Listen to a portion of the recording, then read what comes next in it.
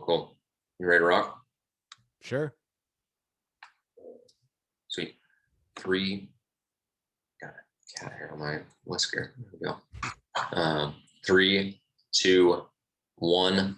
All right, everyone. We got part 4 health and wealth series here with Nick Riley, where we're diving into 4 different parts for a little podcast YouTube mini series on how to basically get better with your health and wealth. So it's not something that holds you back in life. In part 1, we dove into how to do an assessment of where you're at with your finances and with your health.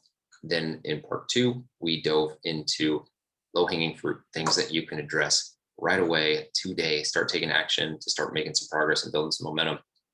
Part 3 was the pitfalls, the common pitfalls that you will see people fall for financially and in the health space. And they are so similar. It is crazy. But if you can adopt the same mindset for both, or for one, and apply that to the other, you'll win doubly. And so, Nick, thank you again for coming on and taking the time to do all of this. Hopefully, you guys have had a chance to download all of the different PDFs. At the end of this, Nick and I are going to have a discount code or some sort of offer that definitely prepared for the people that have been listening to this and following along for both of our services that will be made available to you guys. So, Nick, thanks again, man. Yeah, perfect. Well, yeah, thanks for having me back. Part 4, I feel like we need to have more parts here. There's so many different things to cover. And I'd really encourage any of the listeners to reach out to either of us for questions. Let us know what you liked and what you heard from all parts. And of course, there's a lot of areas that we weren't able to touch on in all of these different episodes, but happy to get into a little further. And I'm sure Paul will collaborate on some future offerings as well. But yeah, so as far as long-term strategy development to really wrap up what we've been talking about in part 1, part 2, and part 3, some of the stuff is a regurgitation of what I've already mentioned, but at the same time, I think these are all things that if done, starting today and done over time, are going to give you the best long-term bang for your buck. And one is really adopting that marathon mindset. And I think that was in part 1 or part 2 that we talked about this. But keep building your money muscle. So when it comes to your finances, there's things that you can continue to build off of, and you will get stronger over time. And so I love that money muscle concept, because just like working out, if you want bigger biceps, you got to do the curls and do them consistently. And the same thing goes for your finances. It's being consistent over time and showing up. So when it comes to some of the long-term strategies, I'd like to talk about cash flow first, because cash flow is really going to be the heartbeat or the lifeblood of your finances. So you really need to know your spending. The data does not lie, and there's plenty of apps out there that you can get. Even most banks these days will allow you to break into categories of your spending and everything. But if you can get at least 3 months worth of data of what you spend on a monthly basis, that will be a basis for what you can work off of and kind of build out how much you're able to set aside for savings each month. And really automate that process so you can pay yourself first. Make it like a bill. Everyone's so used to paying their bill and automating it. Automate your savings as well. And it's so true that if you can take advantage of what's out of sight is out of mind when it comes to your finances, that's going to enable you to build up savings and a higher net worth, because people have a tendency to spend what they see. And if you have everything in one account, you're naturally going to want to spend that. So that's a great way of kind of building out a cash flow system, and ultimately building a decision framework around your spending. So you're cutting out the things that don't truly add value to your overall well-being and happiness, and spend on things that will add value to your life. I think building that framework for you, whether you're spending an evening with if you're single, you're by yourself, with a spouse or a significant other, and drawing up like really what are the things that add value to your life, and spend more on those things and cut away from the things that don't add value to your life. And Then as far as other things, just understanding some of your money weaknesses when it comes to cash flow. Mine, for instance, I'm good at turning down the small purchases on a daily basis, but the random purchases that are over 200 bucks every so often, I'm like, oh, I gotta have that, and it's just super spontaneous. So any of those larger purchases, if you have that same problem, adopt a 72-hour rule. So when you want to buy something, just wait 72 hours. If you still want it 72 hours later, then go ahead, and it's something that you can afford. First of all, then you go ahead and spend money on that. But to really cut down on some of those impulse purchases, so really dig deep down and understand what are some of those money weaknesses that you have potentially in your life, and that can be done through periodic money dates. I know people make dates on a Friday night or a weekend with friends or whatever.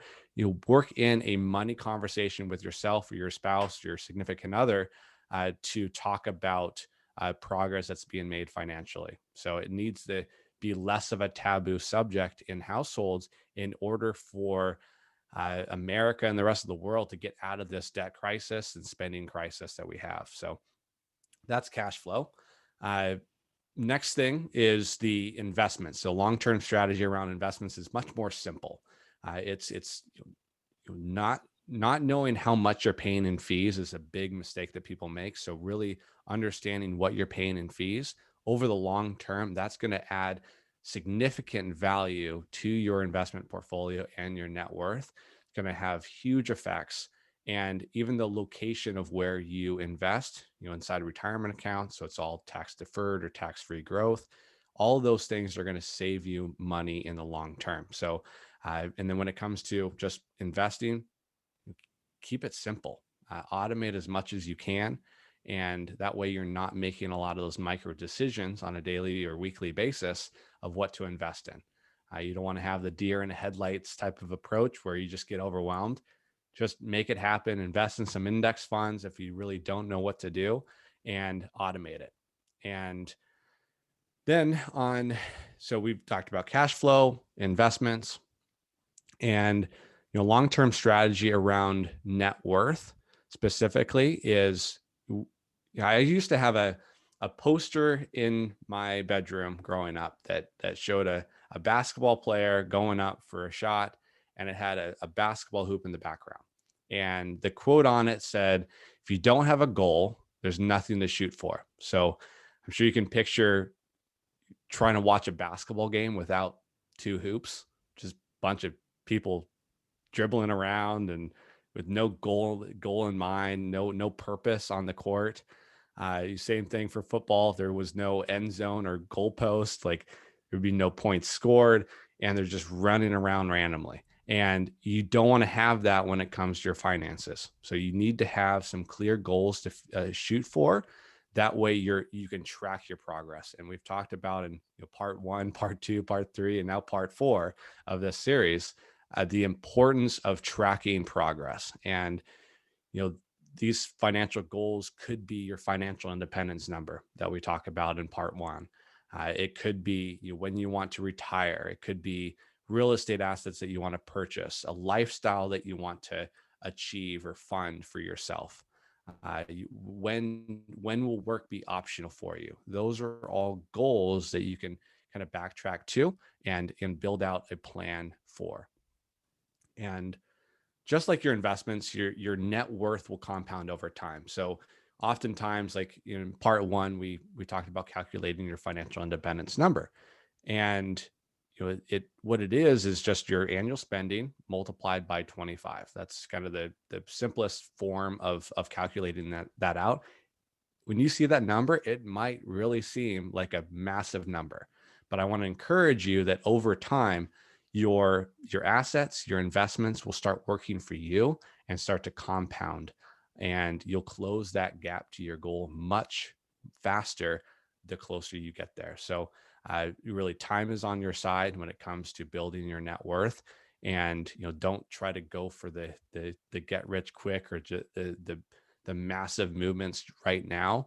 It really is just important to focus on that long term. So ultimately buy assets that will appreciate and not depreciate. That Lamborghini we talked about in part three, that's a depreciating asset. So you're taking a loan to also lose money on that asset. Whereas you buy a house or buy a business that could appreciate, those are things that can appreciate and give you income to potentially provide for your lifestyle needs, which makes work optional. And that's how you really grow your net worth. The average successful individual I know in the US has about on average, 7 streams of income. So the more we can diversify out beyond just our W-2, our 9 to 5, I'm not saying you can't get rich off of a 9 to 5, but you're far more likely to be successful financially when you start to use that money from your 9 to 5 to fund other assets and start to accumulate other assets that can work for you. And lastly, is the delayed gratification. If you can, I'm sure this is the same analogy for your health as well, but in general, the things that require giving something up today will more times than not deliver a higher return for you over time. The more you can really think about that concept, I don't want to work out today. Think about what that means. If you don't work out today, will you really work out tomorrow? A week from now, will you actually be working out? Same thing goes financially. So really take those steps today. And if it means giving up something now to have something far greater in the future, and that essentially is saving, that's paying yourself first. And you're putting something aside for your future self so you can benefit that from down the road and have your money work for you. Yeah. 100%, man. The Yeah, gratification, the visualizing future self is exactly. tough. And Yeah, and one last point too that I wanted to make before I hand it off to you, Paul, is when thinking of your long-term strategy, you are your best investment, and I can't stress this anymore. But you don't expect yourself to know everything. Surround yourself with your own personal board of directors. Run your life like a business. Get people in your corner that can help you around your health, help you around your wealth, help you around your relationships, help you leverage your time to really help you live a fulfilling life and be able to spend the time. I think in part 2 of the series, we talked about the 2 resources, where I talked about it, of being, the most important resources are your time and attention. If you can, do anything to get some of that back, it's going to pay out tenfold. So I can't reiterate that anymore. But investing in your earning potential, leverage yourself, and spend more time doing the things that bring joy to your life. yeah, absolutely. The best investment one is something that I've really had a new perspective on recently, because some entrepreneur on a podcast is talking about, what, if the government came in and seized my entire business because psychedelics or something that they don't like, and they decide that, I still have all of my relationships. I still have all of the knowledge, all of the books, all of the lessons that I've learned. And, he was convinced, and I'm convinced too, you'll make that back up. Right.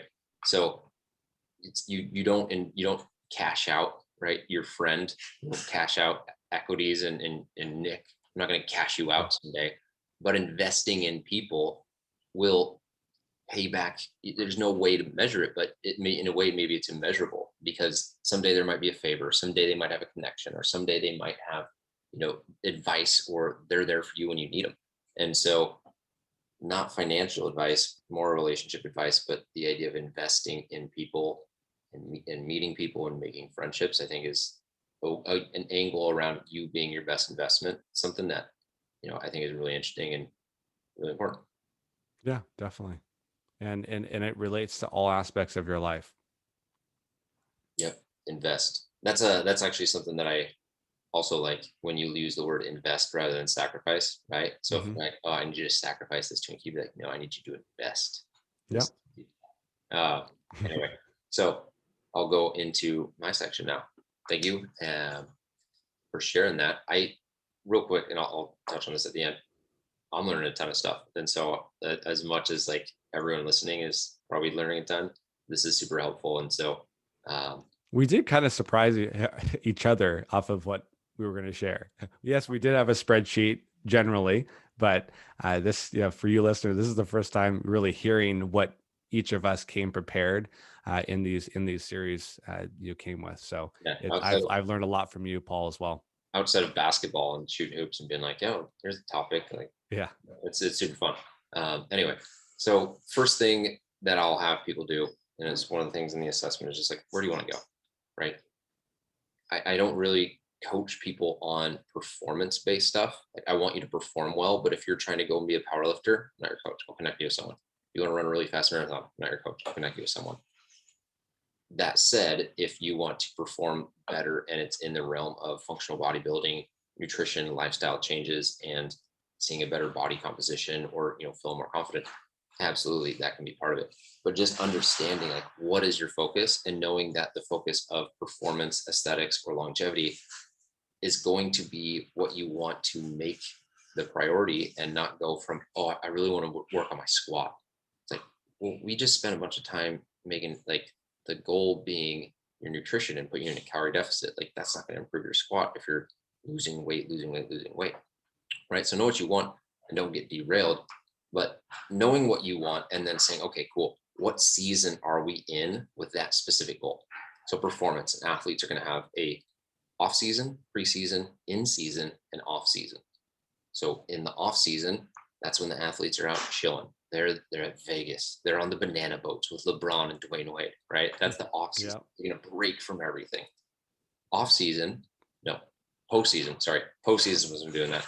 Off season is when, all right, now we're getting to work. Now we're getting stronger again. We're back in the gym. We're working on the things that we're big holes in our or the previous season. And then preseason, you're getting ready for game shape. So you're taking all this general things that you're working on, then you're making it game specific. And then in season, that's what you're trying to peak for. So for a marathon, trying to build up, your base, you peak for the ultimate race. So then you go and look at this from a aesthetic standpoint, right? You want to lose weight. Well, is there a specific target date that you want to lose weight for? A wedding. So this summer, is it some photo shoot maybe that you want to do? That's something that I'm working on right now. And from there, there's different seasons to that. And so when you go and look at aesthetic based goals, there's going to be times where you are in a calorie deficit and you're losing weight. There's going to be times where you're in a lean gain phase or gaining or bulking, whatever language you want to use, and whatever the goal is, where you are intentionally trying to build muscle, which is a completely different target, but it is aesthetic focused.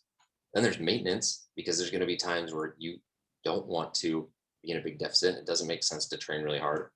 And then there's times where you're reverse dieting, and that's something that is pretty nuanced as well. But basically, the concept is your metabolism adapts as you get smaller, as you lose weight. So you need to get your metabolism to go back the other way, so you're not stuck at 1,400 calories in this limbo bar that's impossible to stay under sustainably. So the way that you would then look over that, in my mind, I'm kind of picturing like an architecture company, right? They have like the foundation, and then like the UI throws over the next layer, and then the UI throws over the next layer, and the next, you got this 3D image of like a building. So the layer 1 is your goal. Layer 2 is the season that you're in. Layer 3 is going to be, okay, well, how does this line up with your life? Going into some crazy training block, if you're an accountant during tax season, probably a pretty bad idea. If you are a new father, probably a pretty bad time to be like, oh, I'm going to really get after it and train for a marathon, right? And so understanding, hey, this is a slow time of season for work, or this is a slow week, or this is a slow month, like whatever it is, and being able to say, okay, cool. So here's where we want to peak. Here's where we're going to make little waves of, this is a vacation, this is a wedding, right? So then we can start to make a plan that allows us to adhere to not only the training that we have, the nutrition that we have, but also making sure that stress and recovery is all managed, right? Yeah. So you have your performance goal, you got your aesthetics goal. Longevity in there can be something where all you're focusing on is sleeping better. It can be moving better and increasing your mobility. I might work with someone and say, hey, you want to work on working out more. Well, we're not going to be able to even get into this squat until you address your ankle mobility issue that you have, right? And that might be Yeah. something where someone's working with maybe a physical therapist and a professional. So knowing what your big thing that you need to work on is, understanding what season you're at within it, and then building a program that works backwards from that and gets down to the week level and looks at, hey, your week is really busy on Monday. You've got soccer for your kids on Saturday. Great, those are off days. Now the other days is your training split. And within that, we're going to dive into like the specific workout, right? So it basically like think of a human, then you got the organ, then you got the cells, and then within it you got the nucleus, right? That's how we're thinking about this from a training and nutrition standpoint. And then within that, once we get to like the day, like so we've backed it out to today, we're going and like today we're starting. Now we want to go and look and measure progression. And so that's where all of the numbers, that's where all the tracking, that's where all of the systems set up on the back end to make sure you're getting stronger, to make sure that the nutrition that we're tracking is leading to the weight loss or the weight gain, and having targets around where we want to be each week, each month, and knowing where we want to end up ideally at the end of it. So it really is, it sounds simple, but there's a lot of nuance to that, obviously, because each person is such a, not like a unique special butterfly, but like there's Mhm. so many things from a lifestyle standpoint, from a past injury standpoint. What do you like? What do you know? There's so many things that go into make really this completely unique program for that person. Yeah. And yeah, you'll have the training program that maybe looks similar month to month, but how we go and address different mental performance things or doubts or anxieties or things that are causing you to slow down, right? That's going to be unique to each person. That's going to be something that plays a huge role in how you handle the nutrition piece, huge role in how you sleep and recover. Yeah. Just everything's super connected. And there's four elements, I say, to making the changes that you want to from a health and fitness standpoint. But the biggest thing is that you are on this journey and have a guide. Both Nick and I will guide you along that path, along that journey. Uh, we are the Obi-Wan to your Luke Skywalker, the Haymitch to your Katniss Everdeen. And so you are the hero. You're going to go and conquer that mountain. And the advice we're giving you is to keep you on that path, like bowling bumpers, so that you don't, throw a gutter ball and then Yeah. stop and quit. And all of a sudden you're 5 years further back than could have been. Yeah. I love it. And like the whole concept of rolling with the punches too. I mean, you're going to have setbacks to your health, program. You're going to go on vacation and you won't have the equipment that you're used to having. You're not going to have the ability to have the same diet that you had. And I know, that was something that you helped me work through with my trip to Hawaii a few months back. And when I go through periods of work where I'm just working too hard, I don't have the energy to exercise as fully as I would on weeks that work might be less stressful or less time intensive. And same thing goes financially too. I mean, there's everyone experiences setbacks financially. You never know when something will happen where you need to take your dog to the vet and he needs surgery, and you don't have pet insurance, and now you have to have that out of pocket expense, and or something happens to you or your family or loved ones, or you lose your job. There's all these things that can provide setbacks, but they don't have to really damage your full financial plan or your full health plan and program. Yeah, 100%. It's just a matter of getting back on the horse and also recognizing that like there is no end destination, right? You just keep Yeah. going. The not to be like a downer, but it's like every day you have to go into the arena and fight that fight. Some days you win, some days you lose. Um, but ultimately, like that arena is there until the day you die, which with the right mindset is awesome because that's an opportunity every day to get better. Yeah, exactly. Cool. So Nick, how can people work with you? And what does that first step look like? Yeah, definitely. So, if people want to look into my services more, want to talk to me directly, just go to onedayadvice.com. I'm also, one day advice on any of the social media platforms. And I've got a link tree in my social bios as well for any of my latest offerings. But I do offer a free initial consultation. So you mainly want to understand how your personal financial situation and the things that you're doing today, and discover areas that are opportunities for improvement. And as you mentioned, being the guide for someone financially, being able to bounce ideas off of financial decisions, you name it. And it's great to have a sounding board behind you that really understands all aspects to someone's financial life and how it might relate to you personally. So I definitely encourage you to take advantage of any of those services. Absolutely. Absolutely. Absolutely. On my end, you can go to elementalcoachingproject.com. If you are used to downdogathletics.com, it will redirect to that. You have the social medias, Elemental Coaching Project on Facebook, Instagram, YouTube, and obviously the podcast, the Mindful Muscle Podcast. I'll probably keep this name for a while. I like the name, and I'll keep I going. like it too. Yeah. Trying to rebrand everything. We don't need to rebrand everything. We just need to keep Yeah.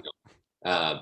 But anyone that works, either with Nick or comes through this, this video series or this podcast, you'll be able to essentially get the first month half off is kind of the program and the offer that we're doing for this health and wealth series. So definitely take advantage of that. And I'd love to help anyone out in any way that I can. And if you have questions, I do Q&As. I got a free Facebook group, plenty of opportunities for getting to know me and different things that we do with Elemental Coaching Project. Definitely. And one last thing, Paul, too. I'm happy. So I have a like a financial planning portal that allows people to really understand their whole financial picture. So think of a mint.com without all the ads. Think of these other offers that are out there that always seem to have ads, and you're bombarded with other information, and you're now part of this whole subscription network, and you're getting these emails left and right. If people do want free access to that, I encourage them to email me and just mention this this series, and I'll hook them up. Cool. Appreciate that. Everyone, thank you so much for listening to this, being a part of it, and downloading the PDFs and going through and doing the work that you got to do to improve your health and wealth, so that it amplifies every area in your life, and so that you can do what you want and not be held back. Love it. All right, man. Thank you so much for the time. I learned a ton. Appreciate you, being a pal. And I'll catch you next time on the basketball court, probably. Sounds good. Yeah, I look forward to crossing you over. Oh yeah, I bet I'll dunk. There's no way you're blocking my fade. I've never dunked before. We'll dunk on you. All right, later, man. Okay, bye.